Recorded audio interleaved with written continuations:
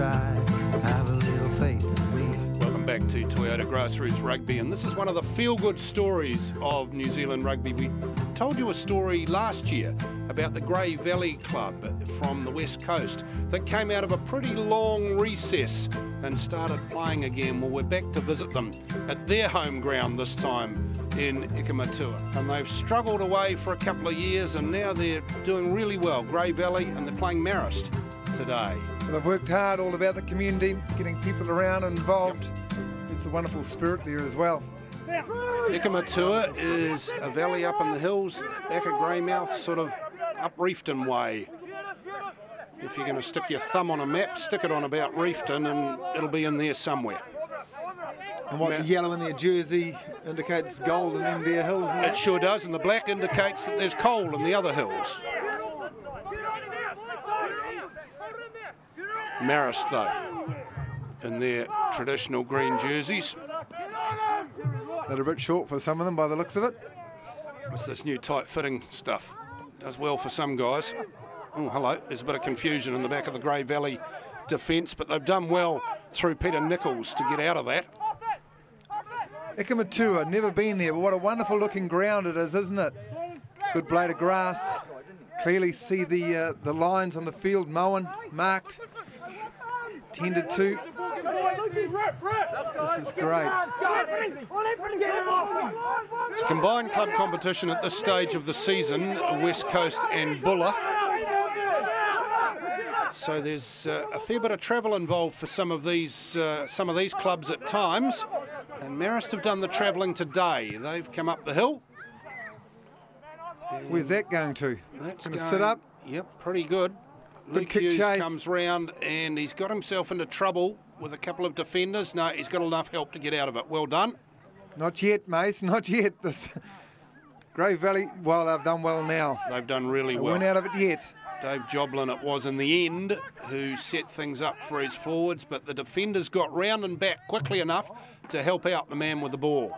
Now that's a pretty ropey old pass which has put the clearing man in some trouble, so they'll run it out. Marist doing well, keeping the pressure on.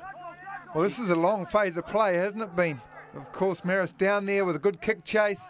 They've pinned Grey Valley, who yet to, well, now they've broken the line. That's been wonderful stuff. Well, they needed to do something. They were pinned down in their left-hand corner, and now they race away through Kilalea. And Timmy Kilalea goes in the corner. Wow! It's more than end-to-end. It's corner-to-corner. It's a diagonal try. How far is that? 130 metres or something? Well, we'll go back 130 metres, where most coaches will be yelling out to their team, kick the ball out, let's restart, let's regather play. Marist was doing all the work, pinning them back in that left-hand corner. Took one missed tackle, one straightening of the line and a breakout. Defensively, Marist were just running out of numbers. Some nice draw and pass movements, which is fantastic. And the left-hand winger were in jersey 11. On the right-hand wing, had the speed to race away. The Carter's Rural replay. The replay shows the try, the celebrations, the kick to come. Not missed right.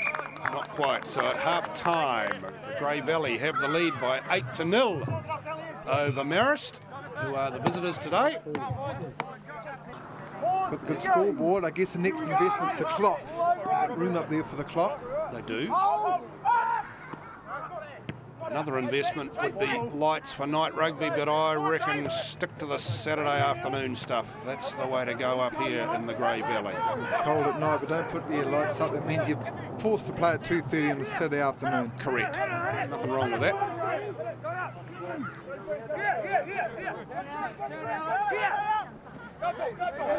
Grey Valley going to have to do something to sort of suck in some of those Marist defenders. You can see the line, very nice wall of green jerseys, no way through.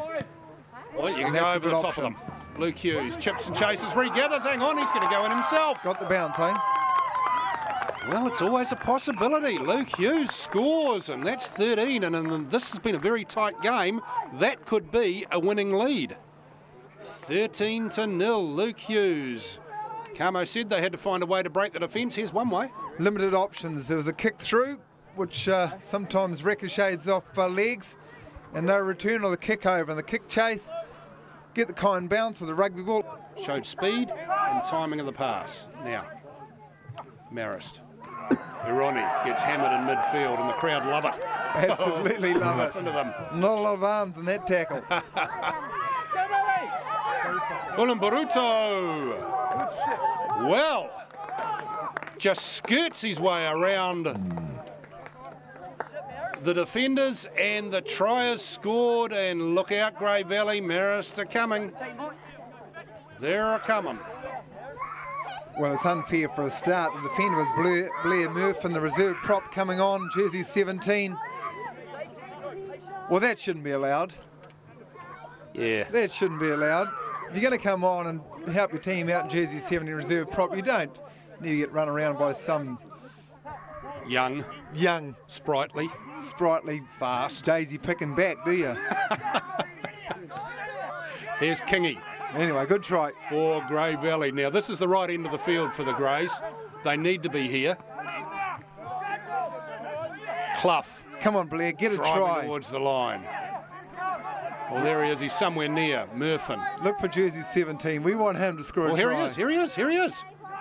Look at this. Look out. Now He's that's how dangerous. you score a try. Get on ya. No, that's how you do it. Blair Murphin comes off the bench, crosses the line, and I reckon that's made it safe for Grey Valley at 21-12. That's great stuff. Isn't that fantastic? Grey Valley in there, doing it the hard way, doing it the hard yards. The reserve prop got him. We talked about him getting run around just moments before. Well, he took 3 or 4 over with him. Terrific. Recognise the name? Blair Murphin. Played for Nelson Bays. It's a few years ago now. Good line-out ball. Very good technique in the air. Well supported, good lifting. Andrew Verwey it was who went high, and the good drives put on 6 or 8 metres. Kingy with the kick and chase. And the kick. Chang back there for Marist. Marist trying to break out from here. They need that try, don't they, to get themselves back into this match, get something out of it. All sorts of appeals to the referee as Devo sticks his head down and burrows ahead. There's a man on the ground, sealing the ball off. And they're going to go here, Marist. They have to go. And away they go. Oop, drops his. Backwards says the referee, carry on. Righto, we will. Here comes the man who scored the try. Ironi. Looking for support, he finds it. On the bounce pass from the big number 8 forward, Blair Robinson, the captain. The support gets there. It's a bit slow getting there, but it gets there in the end. Thompson to this very impressive flanker, Firth. And the last pass goes through, and Simon Moran charges over the line, and the try is scored. Yes. Well, that's a team try if ever I saw one. 23-17, there was a breakout try. Marist, wasn't it, running back on the goal line where the penalty started. We'll take a look at the Carter's rural replay, just the end of it as well. There's some great build-up work from Marist, keeping the ball alive. The 2 centres for Marist have really been the standout. Ironi on this occasion, Toro on their second occasion. This is what gets them over the advantage line. Once over the advantage line, well, Grey Valley's defence is all at 6s and 7s. It's just a matter of keeping the ball alive and then getting out left as wide as quickly as they possibly can, and they did that. Great work that from a prop. Lots of forwards in the line. Toro there making the incision, and the final pass. Simon Moran, bit of work to do. 2 defenders, 4 or 5 metres to run. He wasn't quite as close to the touchline, to the goal line, as I thought he was when he got the ball. However, didn't matter, because he did score, and Grey Valley have won it. Really combined well today. They put a few tries over, so that's always good to see, especially being a forward. We did a few errors coming towards into the later of the first half, and again in a bit in the second half. But the boys came back, we dug deep, played percentage football, and it carried us through. It was a tough game up front. We battled hard. Full credit to Marist, they put everything into the game. And I'll take the points through to hopefully the semi-finals and see how things go.